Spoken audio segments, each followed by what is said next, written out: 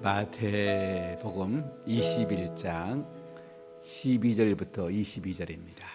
마태복음 21장 12절부터 22절까지 우리 한 목소리로 봉독하겠습니다.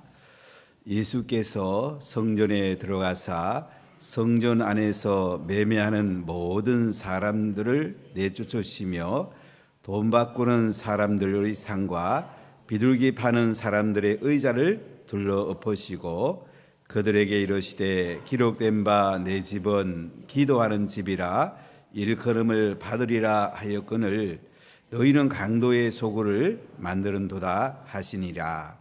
맹인과 저런 자들이 성전에서 예수께 나오매 고쳐주시니 대장들과 서기관들이 예수께서 하시는 이상한 일과 또 성전에서 소리질러 호산나 다윗의 자손이여 하는 어린이들을 보고 노하여 예수께 말하되 그들이 하는 말을 듣느냐.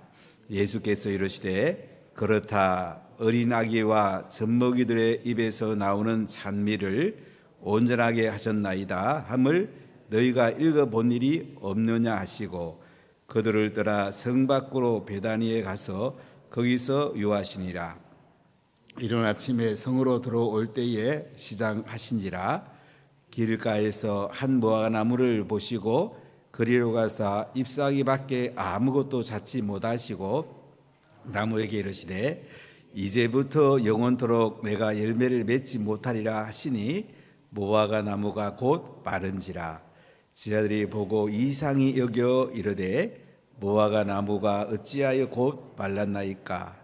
예수께서 대답하여 이르시되 내가 진실로 너에게 이르노니 만일 너희가 믿음이 있고 의심하지 아니하면 이 무화과 나무에서 된 이런 일만 할 뿐 아니라 이 산들어 들려 바다에 던져지라 하여도 될 것이요 너희가 기도할 때에 무엇이든지 믿고 구하는 것은 다 받으리라 하시니라.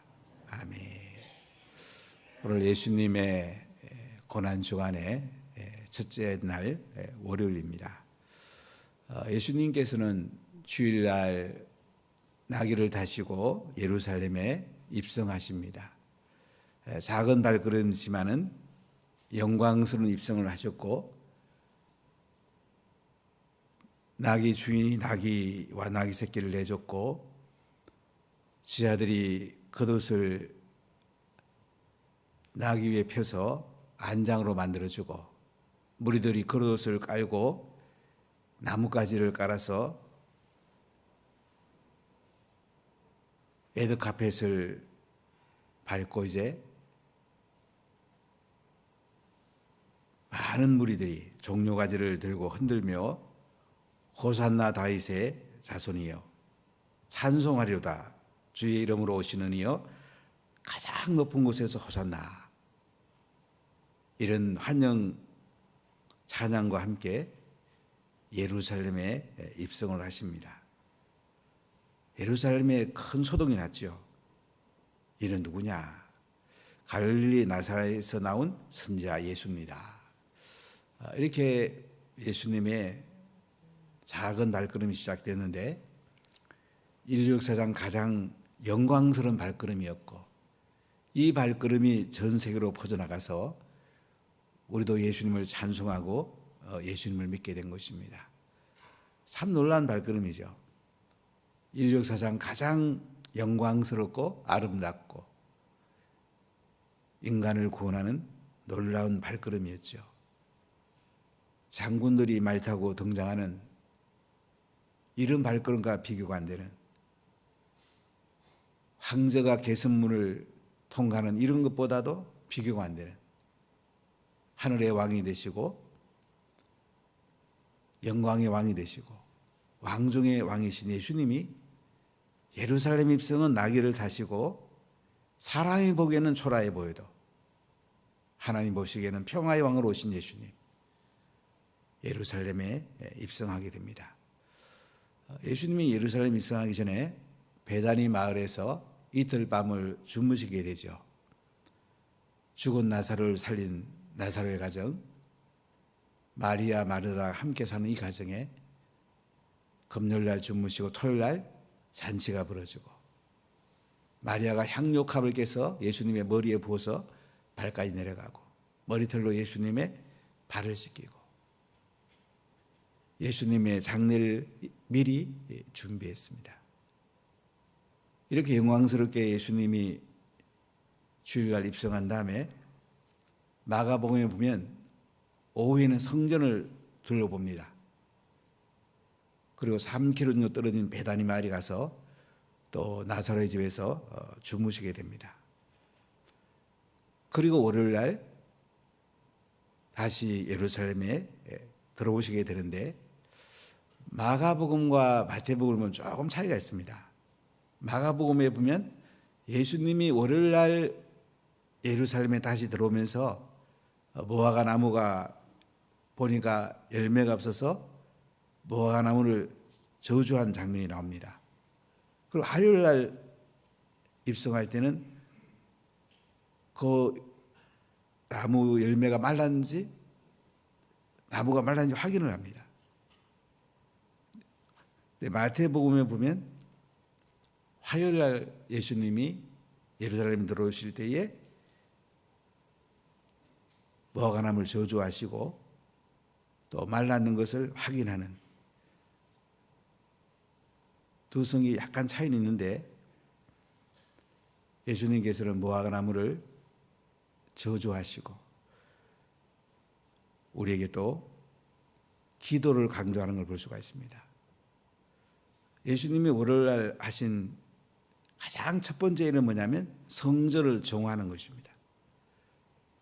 성전에 장사꾼들이 비둘기 팔고 돈 바꿔주고 성전은 예배드리는 곳이고 기도하는 곳인데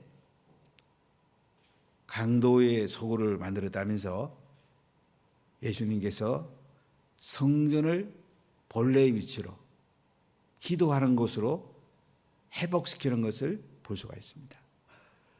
우리 교회 나오면 가장 중요한 기도하는 겁니다. 사실은 기도하는 게 쉽지 않죠. 제가 많은 목사님들하고 대화하는 가운데 목회에 뭐가 제일 어렵습니까? 대부분 목사님들이 기도하는 게 제일 어렵지요. 기도하는 게 쉬운 거 아닙니다. 책 보는 거 쉽습니다.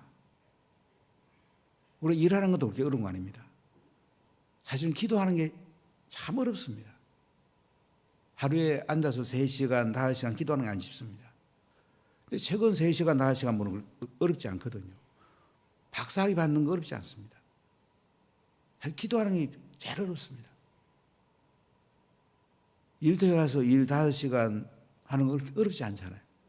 기도 앉아서 5시간 해보면 쉽지 않아요. 근데 우리의 신앙은 기도로 돌파해야지 열매가 있습니다. 결국은 전도는 영적 전쟁입니다. 얼마나 기도로 돌파했는가가 열매를 맺게 하는 것입니다. 교회가 기도할 때는 교회가 삽니다. 우리나라 70년대, 80년대 정말 기도 많이 했죠. 한국교회가 살았습니다. 세계 사람들이 와서 한국교회를 연구했습니다. 어떻게 이렇게 갑자기 부흥됐을까? 비밀은 기도한 게 비밀입니다. 지금 한국교회가 많이 약해졌습니다. 한국교회가 약해졌다는 말은 무슨 말이죠? 기도가 약해졌다는 말이에요. 기도를 살리면 교회는 삽니다. 기도를 살리면 가정은 삽니다. 기도 살리면 사업도 삽니다. 아주 간단합니다. 자꾸 우리는 사람이 뭐 하려고 그러죠. 내 깨를 가지고 가다가 넘어져 버리고 엎어지고 할 때 얼마나 많습니까? 하나님이 하시면 안 될 수가 없어요. 하나님 모든 만물을 창조한 분이고 하나님이 지금도 통치하는 분인데 그분이 하면 안 될 게 뭐가 있겠습니까? 하나님이 하시면 너무 쉬운 거예요. 원래 성전은 기도하는 곳이고 제사를 드리는 곳입니다. 하나님 앞에 영광을 드리고 예배를 드리는 곳이에요. 그런데 예수님께서 성전을 둘러보십니다. 성전에 매매하는 사람들이 있습니다. 그래서 예수님은 성전에 매매하는 사람들을 모든 사람 내쫓으셨다고 그래요. 돈 바꾸는 사람이 있습니다. 비둘기 파는 사람이 있습니다. 이 사람들은 어떻게 해요? 상을 둘러먹고 의자를 둘러먹습니다. 오늘 예수님께서는요, 성전을 완전히 정화하는 거예요. 기도하는 집으로 바꾸는 걸 볼 수가 있어요. 이스라엘 백성들이 6월절에 가까운 데 있는 사람들은 자기들이 재물을 가져와서 하나님 앞에 그냥 드리면 되지만은 대부분 멀리서 많이 옵니다. 예루살렘 부근 사는 사람 한 10% 정도밖에 안 됩니다. 10만. 밖에서 오는 사람들이 한 90만. 6월절 한 100만 정도 모이는데 그들이 재물을 가져오다 보면 재물이 상하잖아요. 상하면 하나님께 드릴 수가 없는 거예요. 그래서 그들이 예루살렘에 와서 돈 가져와서 이제 재물을 깨끗한 걸 사게 됩니다. 비둘기를 사고 양을 사고 부자들은 소를 사가지고 하나님께 재물을 드립니다. 그리고 오면 성전세를 내야 됩니다. 2분의 1 세켈 한 두 데나리온이에요. 두 데나리온을 내야 돼요. 이틀 품값을 내야 됩니다. 근데 대개 로마 제하기 때문에 로마 화폐가 통용됐거든요. 로마 동전에는 황제가 상이 있습니다. 유대인들은 우상이라 하기 때문에 이것을 성전세로 낼 수가 없는 거예요. 대부분 레바논 두루에서 만든 은전 2분의 1 세켈. 이것도 헤라클레스 또 그림이 있었습니다. 그래서 성전에 오면 아무 그림이 없는 그런 것을 하나님 앞에 성전세로 그들이 2분의 1 세켈 두 데나리온을 내려고 하니까 또 돈 바꿔주는 사람이 필요하잖아요. 원래는 기도는 골짜기에 있었는데 가야바 대제사장 때 이것을 이방인의 뜰로 옮기게 됩니다. 예수님이 예루살렘에 오시기 전에 조금 전에 옮긴 거예요. 성전에 가보니까 돈 바꿔주는 사람들, 비둘기 양들 파는 사람들, 이런 사람이 이방인의 뜰에 가득한 거예요. 그래서 예수님이 그들을 쫓아내고 상 둘러먹고 의자 막 엎어버리고 이렇게 성전을 예수님이 정하면서 자 13절 읽어보겠습니다. 그들에게 이르시되 기록된 바 내 집은 기도하는 집이라 일컬음을 받으리라 하였거늘 너희는 강도의 소굴을 만드는도다 하시니라. 자 이게 보니까 내 집은 기도하는 집이다. 이사야 56장 7절 인용이고요. 강도의 소굴을 만들었다. 예레미야 7장 11절을 인용했는데요. 원래는 기도하는 집이잖아요. 근데 돈 주고 팔고 장사하는 집으로 바꾼 거야. 예수님께서 구약의 말씀을 인용하면서 이 말씀이 이루어졌다고 하시죠. 우리가 교회를 기도하는 집으로 세우는 것은 우리 자신들이 먼저 은혜 받고요. 우리 자식들이 복을 받습니다. 내가 현실에 조금 사업이 좀 되고 내가 하는 일이 좀 잘 된다고 절대 자만하면 안 됩니다. 하나님이 손 건드리면 금방 넘어갑니다. 아무것도 아닙니다. 기도하면 안 되는 것도 잘 되고요. 기도 안 하면 잘 되던 것도 무너지고요. 아주 간단합니다. 내 자녀가 부족해도 기도하면 내 자녀에게 하나님 은혜를 주시고요. 기도 안 하면 자녀들이 잘 되는 것 같아도 넘어질 가능성이 많습니다.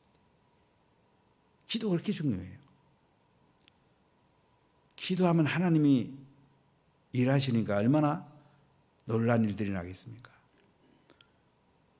이 땅에 제일 불쌍한 사람이 예수 안 믿는 사람이고요. 예수 믿는 사람이 또 불쌍한 사람은 기도 않는 사람이에요. 기도하는 사람은 불쌍한 사람이에요. 자기 힘으로 살아가는 게 얼마나 힘들겠어요. 기도 하나님이 일하시고 하나님의 힘으로 살아가면 얼마나 편안하고 싶겠습니까? 혹시 여러분 기도의 영이 떨어진 분들은 정말 이번 고난 중간에 회개하시고 이번 주간 먼저 기도하십시오. 기도하면 하나님이 일하십니다. 청년 한 명 제가 붙들어서 도장까지 찍으면 이번 주 일주일 나온다. 오늘 안내해 보니까 일주일 나와요. 평생 기도요. 어느 청년인지 알겠죠? 이틀 제가 하고 도장 찍은 청년 오늘 보이나 모르겠네. 이틀 기다려 보겠습니다. 제가 청년들만 딴 거 몰라도 새벽에나 기도해라. 기도하면 하나님 너에게 은혜를 주신다. 너를 크게 사용할 거다. 하나님은 기도하는 사람을 사용합니다. 기도 안 하면 큰일을 할 수가 없어요. 자기 힘으로 하는 김만 잔뜩 돌지. 기도하면 설설해도요, 하나님 일하시니까요, 갈수록 잘 됩니다. 기도 안 하면 잘 되는 것도 갈수록 무너집니다. 이거 우리 꼭 기억해야 됩니다.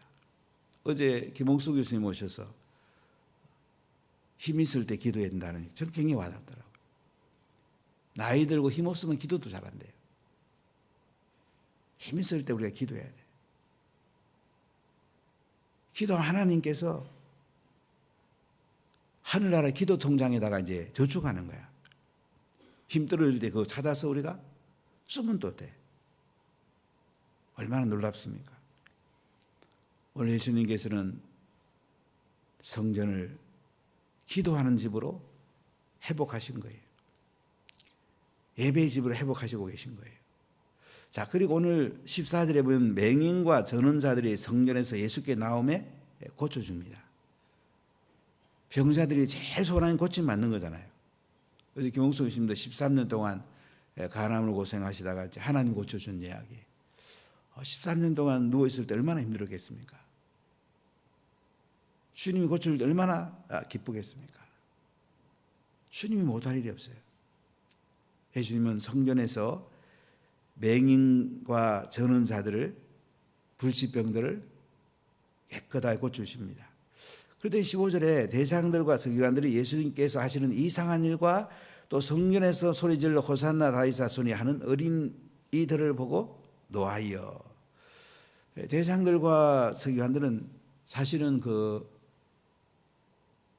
돈을 바꿔주고 환전상이라든지 또 재물을 매매하는 이런 사람들, 이 사람들이 뒷배 봐주고 있거든요. 이 사람들이 거래해가지고 또 그 수익의 일부분을 또 자기들이 가져가거든요. 이 사람들 볼 때 예수님이 이상한 일을 한단 말이죠. 원문의 뜻을 보면 놀란 일을 한다, 이렇게 번역해 드렸습니다. 예수님께서 하시는 일이 놀라운 거야. 또 성전에서 소리질러 호산나 다윗 자손이여 하는 어린이들을 보고 노했다. 어린이들이 뭐라고 하냐면 호산나 다윗의 자손이여. 예수님을 알아보는 거죠. 순수한 어린이들은 예수님이 메시아인 걸 알아보는 거야.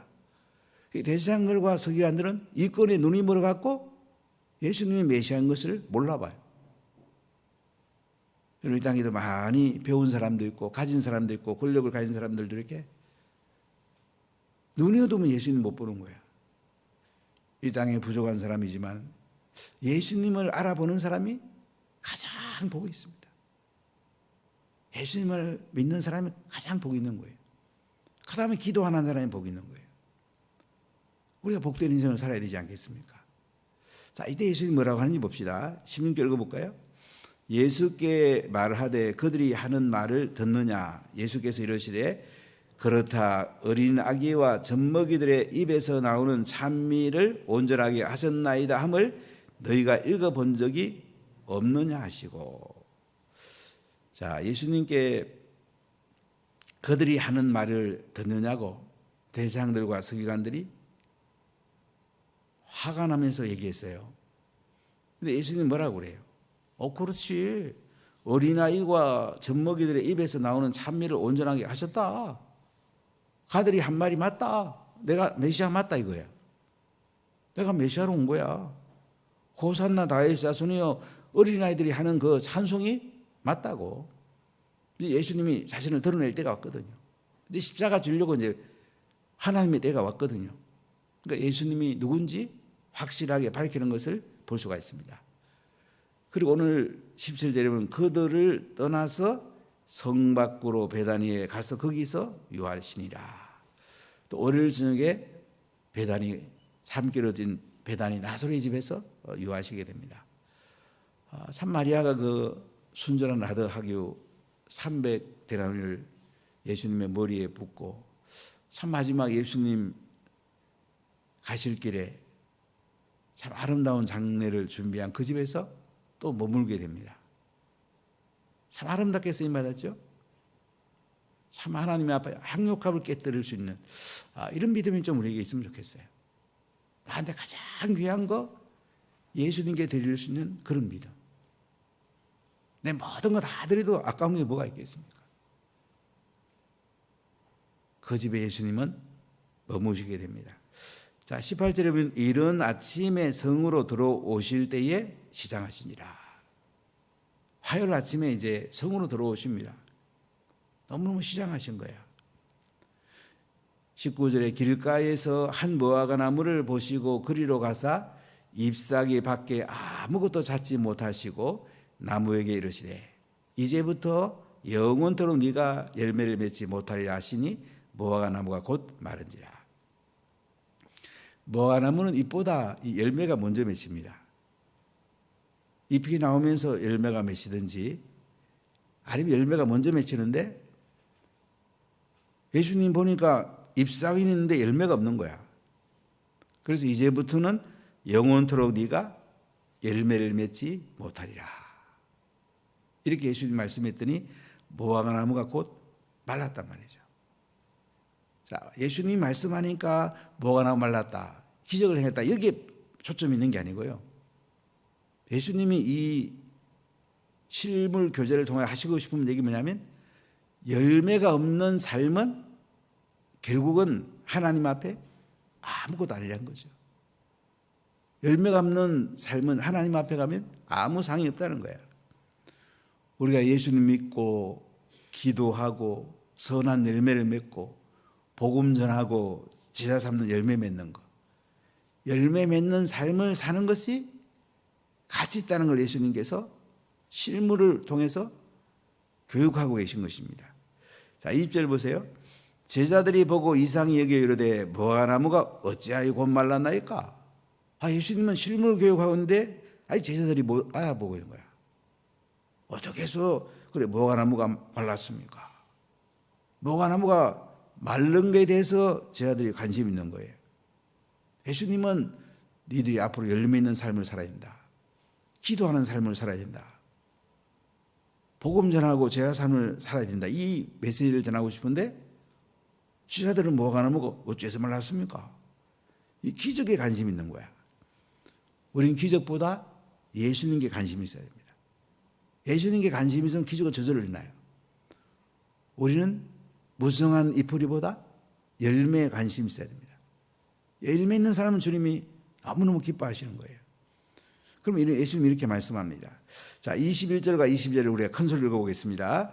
예수께서 대답하여 이르시되 내가 진실로 너희에게 이르노니 만일 너희가 믿음이 있고 의심하지 아니하면 이 무화과 나무에게 된 이런 일만 할 뿐 아니라 이 산들어 들려 바다에 던져지라 하여도 될 것이요 너희가 기도할 때에 무엇이든지 믿고 구하는 것은 다 받으리라 하시니라. 예수님은 무화과 나무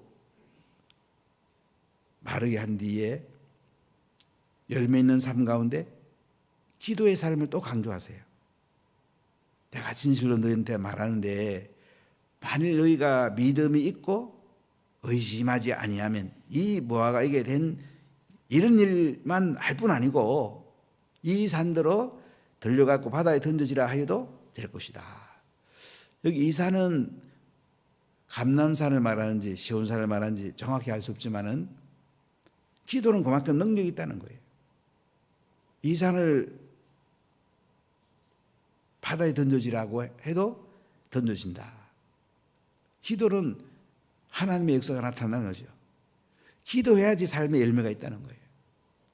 기도 안 하고 삶에 열매 없습니다. 열심히 아무리 분주하게 일하고 아무리 분주하게 자녀 키우고 아무리 열심히 선한 일 해도요, 기도하지 않으면 열매가 없어요. 바로 예수님이 하시고 싶은 얘기는 그 얘기예요. 니들이 기도하는 만큼 열매가 있다. 기도하면 하나님이 일하신다는 거예요. 기도하면 하나님께서 많은 열매를 맺고 전도의 열매를 맺고 제자 열매를 맺고 기도하면 하나님이 일하신다는 거죠. 그래서 22절에 너희가 기도할 때에 무엇이든지 믿고 구하는 것은 다 받으리라. 우리가 기도할 때에 무엇이든지 믿고 구하는 건 다 받는답니다. 자, 이걸 잘 이해해야 되는데, 그러면 내 생각대로 막 믿고 구하는 것은 다 받느냐? 그런 의미는 아닙니다. 기도의 최고봉은 내 생각을 예수님의 생각에 맞추는 것입니다. 내 생각을 말씀에 맞추는 것입니다. 내 삶이 예수님의 형상을 닮아가는 것입니다. 예수님이 내 삶의 중심이 되는 것입니다. 우리는 자꾸 이 땅의 것이 뭐 잘 되면 좋아하고, 이 땅의 것 때문에 잘 되면 좋아하고 안 되면 또 울고, 너무 작은 것에 매일 때가 너무 많아. 우리 하늘의 것이 잘 되면 정말로 기뻐하고, 중심이 하나님께 딱 맞춰줘야 돼. 뭐 하나님이 인도하면 쉽거든요. 자꾸는 내가 뭐 해보려니까 내가 계획하고 내가 또 추진해보고 안 되면 또 절망하고 또 그러다 되면 또 자기가 잘한 줄 알고 또 착각하고 이럴 때 얼마나 많아요. 예수님은 기도할 때 무엇인지 믿고 구하는 다 받으리란 말은 네 생각을 하나님의 뜻에 맞춰라. 하나님의 뜻과 네가 하나가 되라. 그러면 하나님께서 뭐든지 하나님이 원하는 대로 나한테 해주겠다. 이런 의미예요. 이게 우리에게 중요한 거예요. 내가 주어가 되면 안 돼요. 기도할수록 하나님이 주어가 됩니다. 하나님이 주관하는 삶을 삽니다. 하나님이 내 자녀를 주관하고 하나님이 내 사업을 주관하고 하나님이 교회를 운영하시고 그러면 안 될 수가 없잖아요. 내가 하려고 그러면 번번이 실패해야지 우리가 알아서 차립니다. 내 힘으로 하는데 자꾸 잘 되면 이건 나중에 실패가 돼버려요. 그러나 내 힘이 안 되니까 기도하니까 되니까 하나님께 맡기게 되고 하나님이라니까 좋은 열매가 있죠. 사랑하는 가족 여러분, 정말 기도합시다. 기도하면 하나님이 일하십니다. 오늘 성전을 정화하면서 내 집은 기도하는 집이다. 무화과나무를 저주한 뒤에도 하나님께 기도해야 된다. 기도하면 무엇인지 하나님이 다 받게 해준다. 하나님이 일한다고 하시잖아요.